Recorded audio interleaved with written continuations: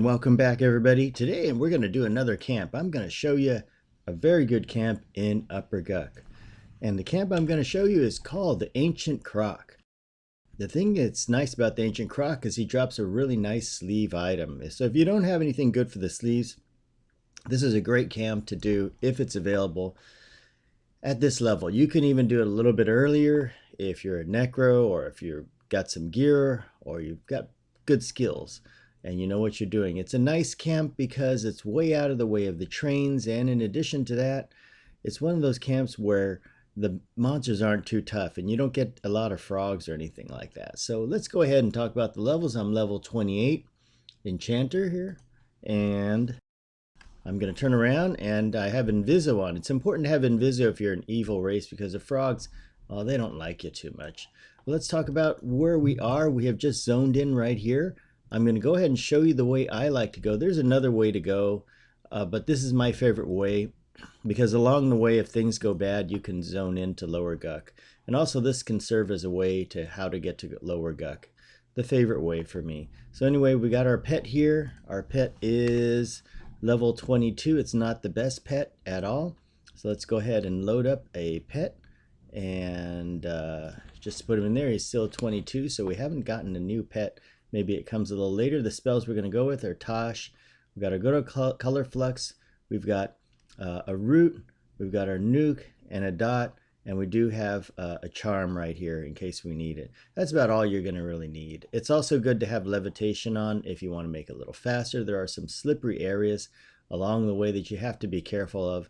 But let's go ahead and show you with levitation. It'll be a little bit faster. So first things first, let's go ahead and center the map. I'm going to turn off height filter so you can kind of see. Just turn it off like this. You come down here and go to this, past that one, and go to this one here. You should see the two frogs like so.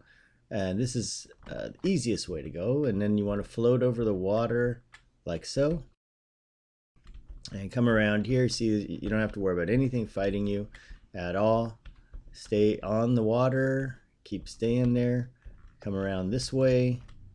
And you can see how I'm going. See the swamp water crocodiles everywhere. When you get to about here, you can see the witch doctor. Nothing sees Inviso, so just keep on going. You can time it to see how long it took me to get here, just to give yourself an idea. This is the Scryer camp right here. You can see that these mobs are lower level. If you're camping the Scryer, this is where it is. So we're going to keep going. And whoops, into the water. We don't want to go, so we go this way. Go down here. And you have to be really careful when you get down here, because the ground does get a little slippery. And you can see it's turned to green, so just stay with height filter off.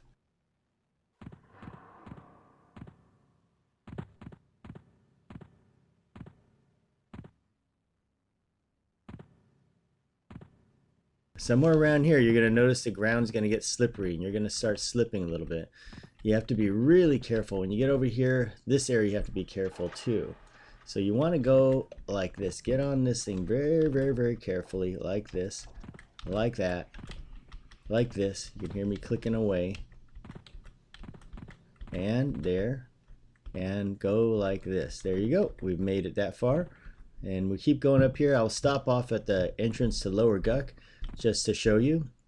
And then this is Lower GUK right here. You go in here and you take a right. You can see it on the map right over there to Lower GUK. When people usually go into Lower GUK, they always come in this way, because this brings you into the dead side. So if somebody is looking for a group, or a team wants a replacement out in Lower GUK and you need to know how to get there, and maybe you haven't been here, this is the best way to go. As you see, just check the time. It didn't take me very long to get here. Now we're going to continue on to the ancient crocodile spawn. We're going to continue this way. Also keep in mind, if you are, say, a high elf or something and you con these frogs and they're dubious to you in the beginning, lucky for you, because you won't have to kill any of them at all. You can just walk in here without Inviso, which makes it even better. So keep watching me here. And I'm going to keep going like this. And I'm on the water here. I'm going to go like this. Run to the middle here. And we're going to go this way. And go like that. And now we can start putting up the height filter, putting the labels in, and you can see where we are. If I zoom in a little bit, we need to go like this.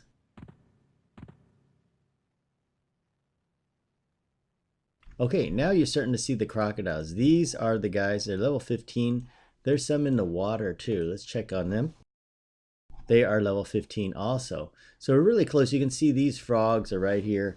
If you're camping the Ancient Croc, which is straight ahead across the way and over there, you can camp that, and it's a very long camp. But while you're camping that, you can also kill these froggies if you want. But keep in mind that they are level 24, so just be careful. You're going to get 3 of them at a time, but you can camp them, but you're going to have the difficulty of getting them in the water and getting attacked in the water. So let's go ahead and go to the Ancient Croc camp. We're going to swim in the water and going to surface. And here we go around the corner. And a weird thing happened. In my camping this guy, it took a long time, many hours of killing the placeholder off. Well, finally, after I killed all the 3 saltwater crocs, I got this guy. And I waited and I waited and I waited. But the other 2 crocs didn't spawn. So basically, we're going to have 1 croc all by himself. And maybe this is how he spawns. Usually I don't know, because when I was camping this, what I would do is I just kill off the placeholders and keep killing them till there's only 1 at a time. 1 would pop, I'd kill it, another would pop, and I'd kill it. And this is the case with this. None of the other ones spawned at all, so this may be what happens. So you're going to see 3 saltwater crocs right here. They're the same kinds of one that were in the water, and you're going to get to kill them off. And the nice thing about this, you've got a lot of space. So while you're camping him, you're going to get 3 spawns there. You can pick up crocs from underwater. You can go back and kill some frogs and come back here. Keep in mind, this is a very, very camped site right here. Everybody wants what he has. I believe he drops a arm and legs. We're going to find out really, really quick. So now that we have our nuke and we have our suffocate on him, we're going to go with the root solution here. Let's go ahead and get our pet hasted. And once again, he hasn't. The placeholders have not spawned at all, the other 2. So we're going to stay back here. Let's get our pet buffed. And once the pet is buffed, we'll be ready to go in a moment. Make sure you have clarity on you. And you can see he scowls ready to attack. So if he sees you, he'll go after you. And he is level 30. He will be 2 levels above us. So it will be a challenging fight. As usual, probably be kind of close. If you do have rune, it's nice to use the rune also. Another thing you can do is you can, if you do have the spell, you can try disempower. Sometimes this works. I don't know. You just have to see if you like it or not. But look at, for 90 mana, that's quite a bit. You could actually get a lot more use out of this, I think. More damage. This will just weaken him a little. But that's another option you can use. But if you have the components for rune, I would suggest using that, which I don't. So we're going to do it without rune and see what happens. Okay, so the first thing we're going to do is we're going to work him from this corner and back to there and to that outer corner. The good old triangle kite pattern. We're going to try to stay out of his range here. So first things first is I'm going to go ahead and try to root him. And see, he's got quite low magic resist. So now that you've got him like this, you have many options. You can actually slow him. You can sit here. I mean, let's go ahead and put the slow on him. Anyway, we've got, look at, with clarity, we've got good mana, and we can just pop this on him. And he resisted it, so there was wasted mana. Let's go ahead and do this to him. Let's just go take him down. Come on, go get him. Let's stun him. And let's go ahead and root him. There we go, over there. Let's watch our pet. Let's see how the pet is doing. And it looks like it's a good fight there. Kind of even. Our pet's got a few buffs. Okay, let's help the pet up. Help the pet out. Let's nuke away. Here he comes. And root. And stun. And root.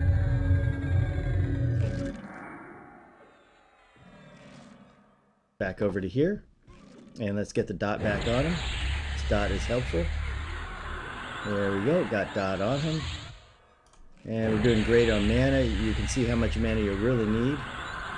And another nuke. It's going to be close with pet. And one more pop. And look at that. We got him.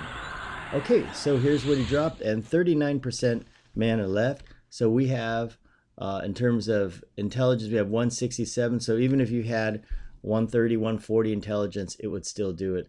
These are nice legs for wisdom classes. As you can see, for wisdom, you can use them for clerics, druids, and such. They're really nice. What he usually drops, what you really want to have him drop as an intelligence caster is this item here. This is a copy version of it.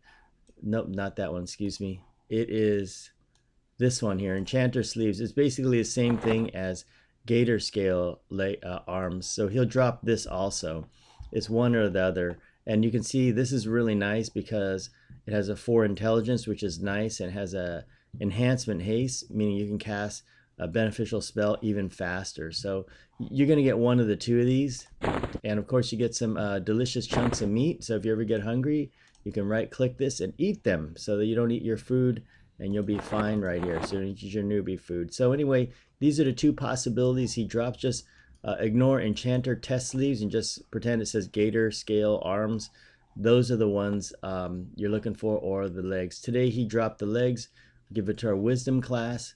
And see, I'm almost back to full mana. The pet generates by itself in between the battle, and you can go on and kill other stuff, and you're going to get experience too. It's a pretty decent experience. What you'll see now is after this, you're probably going to start respawning the crocodile. So hope this helps all you, and good luck for all of you in getting your gator scale arms or legs. Thanks for watching.